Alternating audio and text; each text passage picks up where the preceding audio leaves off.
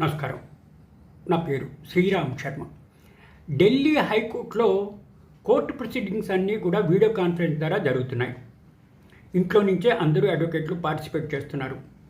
దురదృష్టవశాత్తు ఒక advocate comment బాక్స్లో కామెంట్ చేశాడు, ఈ కోర్టు ప్రొసీడింగ్స్ చాలా స్లోగా అవుతున్నాయి, దీనివల్ల డిలే అవుతోంది అని చెప్పేసి ఇది ఫాస్ట్ అయితే బాగుంటుంది అంటే సదర్ కామెంట్ని high court of Delhi single judge justice Anoop Kumar Mendiratta చాలా సీరియస్గా తీసుకుని కోర్టు ధిక్కరణ నోటీసులు ఇవ్వడం జరిగింది. ఇట్లా ఒక అడ్వకేట్ పర్సనల్గా కామెంట్ చేయడం, కామెంట్ బాక్స్లో పెట్టడం అన్నది ఇది కోర్టు ధిక్కరణే అవుతుంది అని చెప్పేసి నోటీస్ ఇచ్చి ఎక్స్ప్లెనేషన్ కాన్ఫర్ చేశారు.